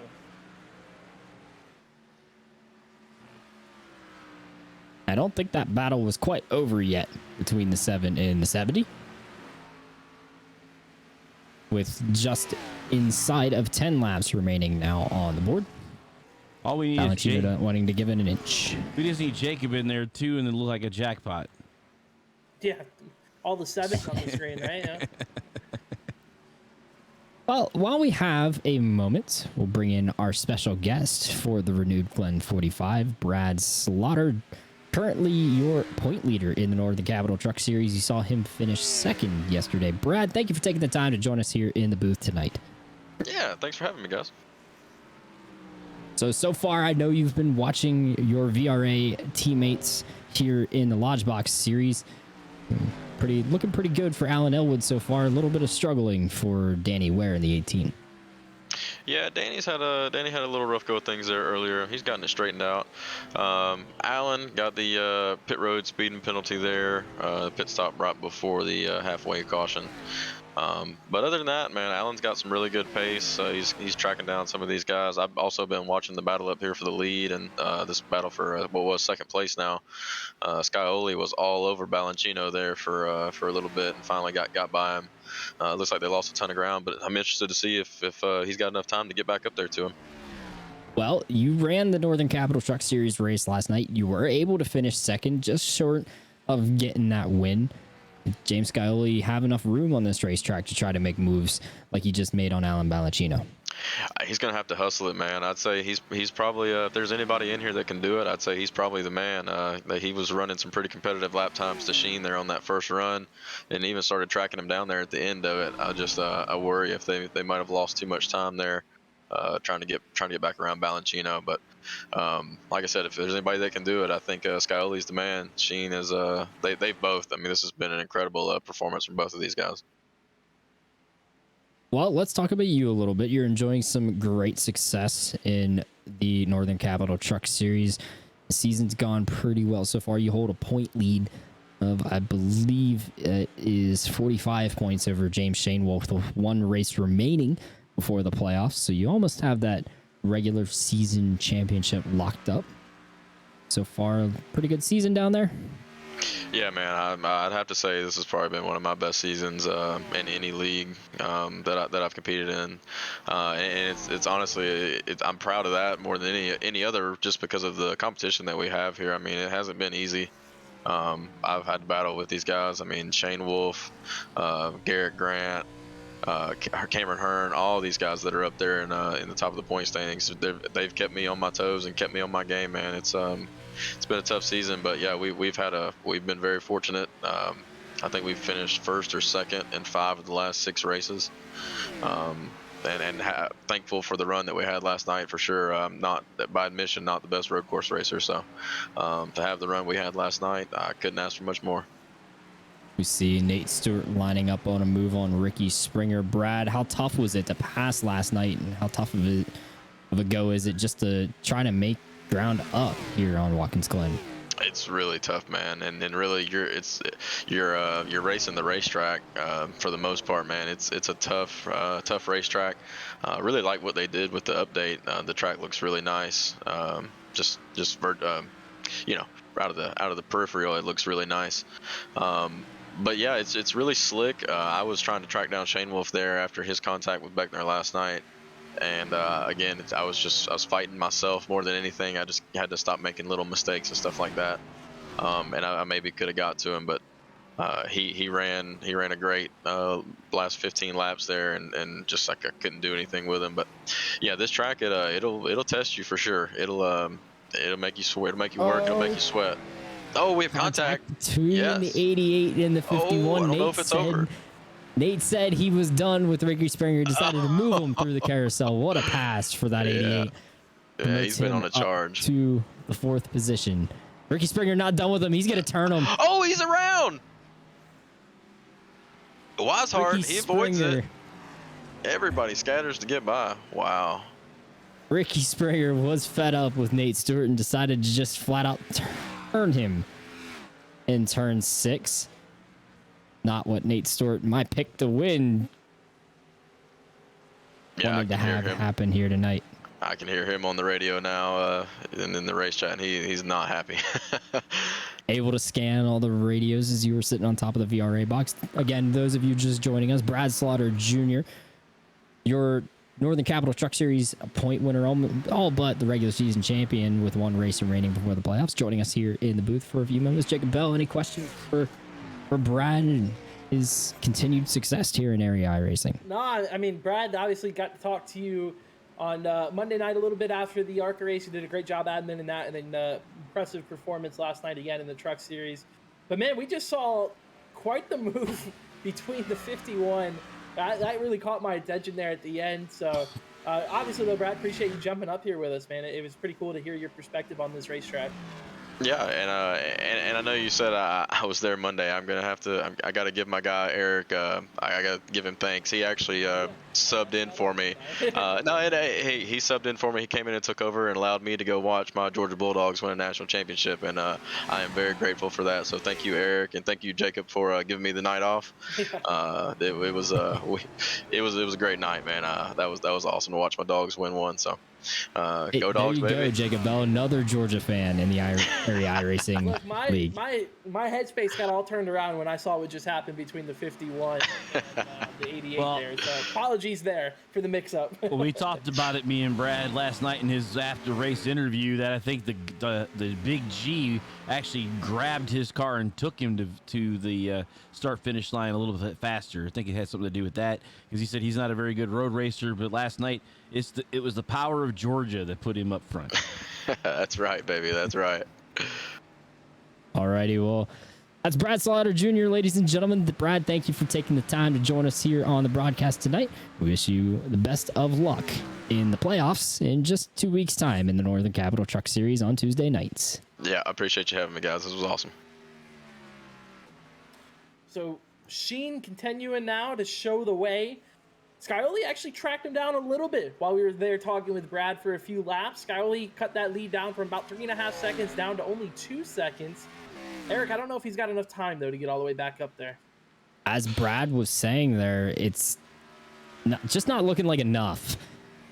He probably was hung up with Alan Valencino a little too much on that battle for second place, but now that he's driven away from Alan by about a second, almost a second and a half now between the drivers. Actually, excuse me, a little over a second and a half now. It's almost 3 seconds. Grew quite a bit in that last lap. Alan, half a second slower than the 7. as Scioli still tries to track down Liam Sheen. There's a mighty battle going on back here for 6th position, and actually really 4th through 7th are all in a line. We could get our eyes on Nicholas Trader in the 56, looking to track down David Weishart just up the road. This is that line, 4th through 7th. Trader, the driver from Springfield, Illinois, turned a pretty fast lap time, one of the more competitive ones for his best lap so far tonight. He's just not quite getting enough out of his car to track David Weishart down. Elwood getting by Springer, and now Weishart tracking Springer down. Harold, I believe Ricky Springer's picked up a little more damage after that contact with the 88. Yeah, I think he's raced that car a little bit much. Looking at his incident count all the way up to 26. Only person higher than him was Mr. Okresic with 40. So Connor Okresic picking up 40 incident points tonight. I didn't wish we had a counter on that, because that would be a wild statistic. We have count. Oh, I mean, like over the whole season. For the broadcast, the graphical overlay for the broadcast, of course. I think we'd probably be lighting could be up. able to it'd be lighting up here. Is for Yeah, sure. it'd be lighting up like a slot machine tonight. There's pretty high incident counts because, like we talked about, with that new off track in turn 1 and turn 6, it really starts stacking up the 1X's, not to mention Okresic involved in, I believe, 2 on-track incidents throughout this race, too. So No driver will get the bonus point tonight. Nicholas Trader, the best driver with only 1 incident point tonight. 1 off track for that 56. Might need to use a little more of them here as they take 2 laps remaining in the renewed Glen 45. Liam Sheen still your leader from James Scioli by 2.5 seconds right now. Sheen a 1/10 of a second faster on that last lap, so he's keeping Scioli at bay where he needs to through the final phase of this race. Meanwhile, battle still on here. Okresic a little sideways through turn 1. This is 8th, 9th, and 10th with a couple lap cars mixed in. Shane Thier in that purple 38 just ahead of the 13 of Andrew Plyer. Player, one of those guys who's on that playoff bubble as well. So this is a pretty important finish for him tonight to try to stack up as many points as possible. And right now he's got that 9th spot over Okresic. But man, those guys are battling hard going into the bus stop here. 44 red kind of watermelon machine, I would say. It almost looks like a Ross Chastain paint for Travis Beckner in the 44. He is still scored 9 laps down, so not a car for position among this line of 5. Nate Stewart creeping back into the picture here as we get our white flag. 1 to go, presented by 1 to Go Studios for Liam Sheen. Yeah, fortunately for James Scioli, I just don't think it's going to be enough time. He's made a heck of an effort to try to get back to that back bumper of the 92, but just the battling with Valencino did not end up granted any more time than Scioli needed. So he's going to have to settle right now for second as they head into the bus stop for the final time tonight, Eric. One of the more dominant performances we've seen, not only in the Lodgebox series, but the area iRacing League as a whole for the 92 of Liam Sheen. Not sure what happened with Connor Okresic, but he's pulled off and disconnected. He was sideways up out of turn 1 and through the S's. Watching it in the back, or off on my client here. Meanwhile, through 6 and through turn 7 comes the 92. The driver from the team, Liam Sheen, will be our winner tonight in the renewed Glen 45. It's a big victory there for Liam Sheen. First start, first win in the Lodgebox series, and it keeps the streak alive of 8 consecutive races with a new winner, Eric.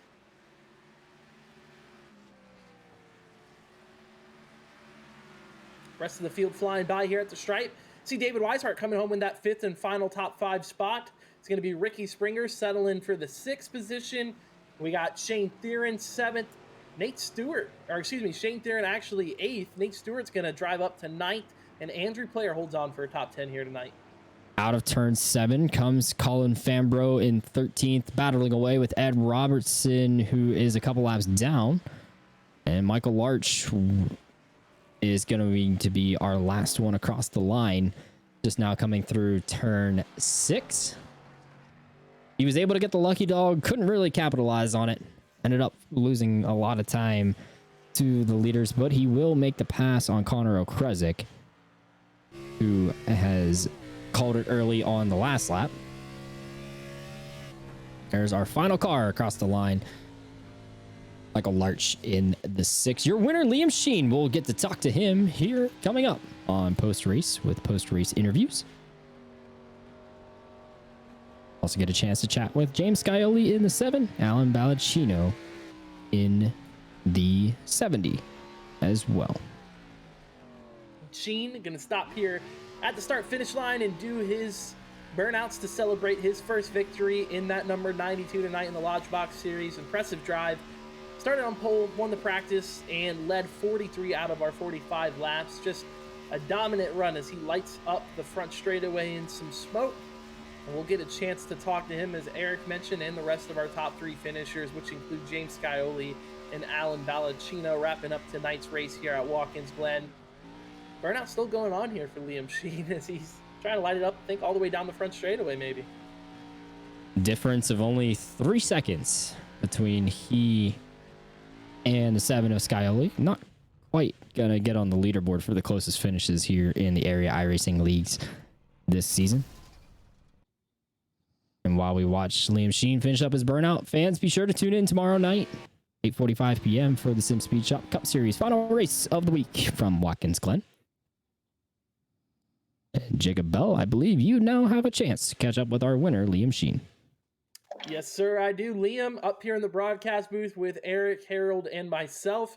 You got it done, man. You qualified on the pole. You put up a dominant effort in that number 92 car, and you come home with the victory, man. Talk us through your night and how you were able to get it done tonight at Watkins Glen. This is one of my best tracks on the sim. I really like it. I knew I had to queue up front, and once I got up front, I just went up there and just drove my race and kept the hit my marks and kept the gap steady. I didn't know it was a first gear restart, so on the initial start, I just didn't go, and I had to send it 3 wide into 1 to keep the lead. But overall, James kept me honest. I haven't raced him before, but I got a pretty good impression on him. He was really fast. He kept me honest for that whole run. Only that second run where I kind of got away from him. But overall, I just queued up front and ran my race and hit all my marks, and I drove. That's what got me the win. So talk to us about that halfway caution, right? We knew that was going to be a big strategy plan coming into tonight when these drivers elected to come down pit lane. A lot of people were going to try to do it just that lap before the yellow flag came out. What was your thoughts about that, and then having to hold off everybody on that restart? I didn't really. I'm not a fan of the short fuel because it makes the car a bit tighter, so it kind of throws the handling that it's set up for a little out of whack. So I wasn't really a fan of that, but I was just managing fuel. On my out lap after pitting, I didn't even know if I could make it another lap because I kind of rode in third gear. I'm pretty sure James kept it in fourth in some areas that I didn't. So I rode third gear out in some corners, and I think that cost me a good bit of fuel. So the opening laps of the second run, I went fourth and third where I would be second and third. So, overall, I mean, it was just keeping in mind about the fuel. It wasn't a fuel race, but it was just keeping that in the back pocket. Well, Liam, congratulations. First career win and your first career start in the Lodgebox Series. Believe we'll see you back here next week, man. Who helps you get it done on that 92 car?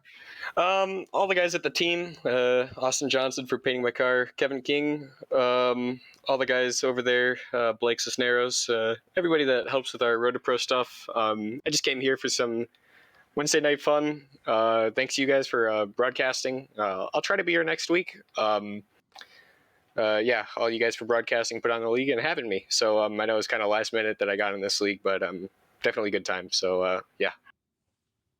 Eric, you got anything for Liam before we let him go here, man? Nah, just one of the most dominant performances in area iRacing's short history. Led 43 laps tonight en route to victory, did the driver number 2, Liam Sheen. Liam, thank you for coming out tonight and gracing us with such an awesome drive to watch. Thank you.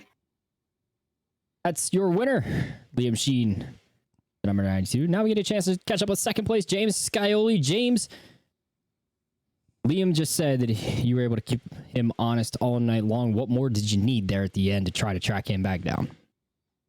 I just needed to not let him get so far away on that last run. I played it just how I wanted to. I had fresher tires on that last restart. I just needed to try and secure second, and went for the gas on the restart, wheel spun, and then dropped down to third. So I got too far behind, and then was trying to catch up, but just completely toasted the left rear and was drifting the last couple laps. We saw pit strategy come into a little bit of play. We saw Nate Stewart take a pit stop a lap earlier than most. You choosing to go a lap later than most. You feel like that's kind of where it got away from you a little bit, or just all on the restart? I like the call to pit one lap later. Just tires are so important here. There's a lot of fall off, so I think it's good to have the fresher tires at the end. I think it was just the restart. I just needed to secure second, and I didn't, and just kind of only 2 restarts at these road courses, and I kind of messed up both of them. So that's where I think it got away from me today. Alrighty, well, looking forward to next week. You get Charlotte up on the docket next. Last race of the regular season. How well do you feel you're going to be able to perform on back on an oval after such a great rebound road course performance, especially after your Daytona road performance where you were taken out late in the race? Yeah, definitely looking forward to Charlotte. I've always run pretty good there, so looking forward to getting back to a more traditional oval, and hopefully I can figure out. I've gotten pretty good at finishing second and third, so hopefully I can figure out how to go just a little bit better and get on that top step of the podium. Alrighty, well, before we let you get out of here, James, who helps you get it done on that number 7 car week in and week out? Well, first off, thanks to all you guys in the booth and everybody with the area. Obviously, without you guys, we wouldn't be doing this. And thanks to Rick's Hot Sauce. As always, code Scioli, save $7 on any order. So, rickshotsauce.com if you want some of that. Alrighty, well, that is our second place finisher tonight, James Scioli, just 3 seconds shy of Liam Sheen. Now we get a chance, I believe, Jacob Bell, you have the opportunity to speak to our third place finisher, Alan Valencino. Yes, sir. We got Alan Valencino down here in pit lane. Alan, a third place run tonight at a road course. You actually were able to go up there and grab second on that late race restart. Talk to us about those last 15 laps and having to battle there with the 7. I was just trying to keep my car clean. I knew if kept it clean, worst that would happen is P3 or P4. So that's all I was really after. Just trying to grab points for, get myself higher in points here. Well, we saw you get it done last week, Alan. Tonight, I think you impressed a lot of people with your road course prowess as well. Is that something you're pretty confident in as a road racer, or do you really focus on the ovals a lot? I've been running a lot more road than oval, to be honest with you. I just have way more fun with it lately. Coming into tonight, obviously, the setup was a big talk for a lot of the drivers and exactly how this car would handle at the reconfigured Watkins Glen racetrack. Did you notice anything different than the last time you were here on maybe these cars at this track that you liked, and maybe some things you didn't like about this racetrack? Not really. This is really the first time I've given it a drive since the new configuration like this. These are like really this is my first full race here, so it was kind of just with the Xfinity cars, so it was kind of just adjusting more than anything, getting a nice feel for it. Did a bit of practice before the race with Connor, and just trying to get the maximum lap time out of it. So it was just more of a learning experience here, I'd say, than anything else. Well, Alan, again, congrats on the third place finish. Another strong run here in the later parts of the regular season. Eric, you got anything you want to ask Alan before we let him go and wrap this thing up here? Alan, you're coming off of a win at Talladega, now a third place at Watkins Glen. You roll into Charlotte Oval next week. Can you ride the wave of momentum? I hope so. It'd be nice. It'd be nice to come out of there with a nice win. I like Charlotte, so it all depends on really how I qualify there, I think. I think qualifying is going to be a big thing next week. So I think it could happen too. So I think it'll be a good race. One more tough one for you. We know you aren't going to make the start requirement to make the playoffs in the Lodgebox series this year. But what more can you build on through the rest of the season? Looking forward to a season 2 down the road. Just trying to win all the races from here on out. So that'd be the biggest thing. Alan Valencino out here trophy hunting. Alan, before we let you go, who helps you get it done on that number 70 week in and week out? Connor this week for, just learning the track earlier and hot lapping was a big help. Connor O'Krizik, so it was a good time. Alrighty, well that's really all I got. That is our third place finisher, Alan Ballagino. Thank you, Alan, for joining us here in the boost post race on such a great run at Watkins Glen.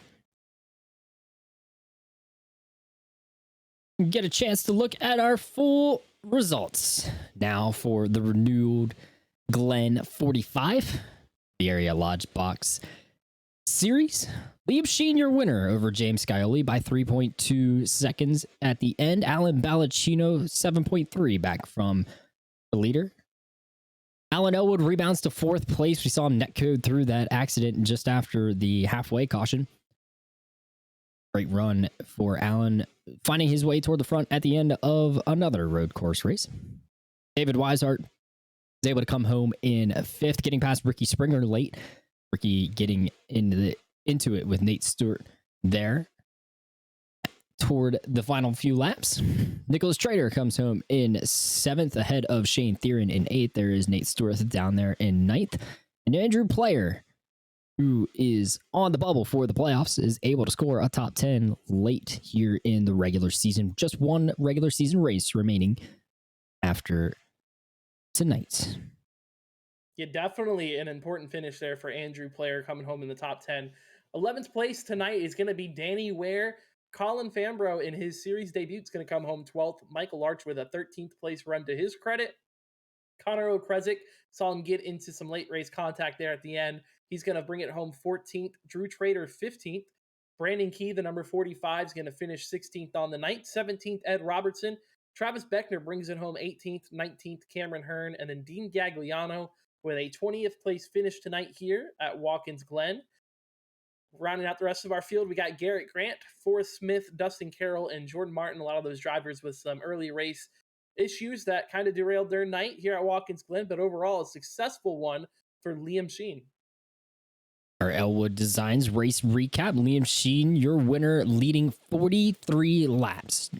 James Scioli, the only other driver to lead. He only led 2 laps, 1 caution, and that is the halfway caution. 24 drivers were able to make the start tonight, with Nate Stewart turning the fastest lap of 1 minute 12.350. Unfortunately for Nate, tangled late there with Ricky Springer. That hurt his chances at victory tonight. Got Charlotte lined up next week. Jacob Bell, 1 regular season race remaining for the Lodgebox series. I will say that the playoff picture looks pretty set, but the regular season championship picture among that 2nd through 5th group really not set yet. Made another couple of changes tonight. Yeah, Charlotte is going to be insane, I think, next week, getting down to the playoffs and what exactly we can expect to see there.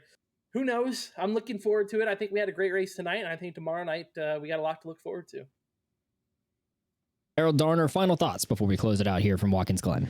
Another good race here at the Glen. I mean, Liam Sheen showed that he really knew his way around this racetrack. Tomorrow we come out here with the Cup Series cars. We'll get the restack and do this again. And then we get to put up the last week of the regular season out at Charlotte. Jacob Bell, we saw quite an awesome road course race. I believe that's the final one for the season. These drivers get to set their sights on ovals for the rest of the playoffs going forward. Excitement for this Lodgebox series season through the playoffs. I'm looking forward to it, man. I think it's got a lot to build off of. These last few races have been fantastic. And I mentioned to you, Eric, I don't know if you caught on that, the last 8 races in this league, we have had a different winner, and many of them have actually been first-time winners as well. So we're just on a crazy streak right now, and I think tomorrow we might see another one. That's counting across all 4 series in the area iRacing League, correct? Yeah, I thought so. Series, yep. Gonna say, 2 or 3 races ago in the Lodgebox series, we saw Cameron Hearn win his 5th of the season. he's going to look to continue that momentum at Charlotte next week and into the playoffs at Atlanta in 2 weeks' time. Be sure to come out and tune in tomorrow night, 8:45 p.m. Eastern, for the final race from Watkins Glen this week in the Area iRacing League. The Sim Speed Shop Cup Series will turn, I believe it's 50 laps here at Watkins Glen. Be sure to tune in next week, this same time, 8:45 p.m. Eastern on Wednesday nights for Lodgebox Series coverage from Charlotte.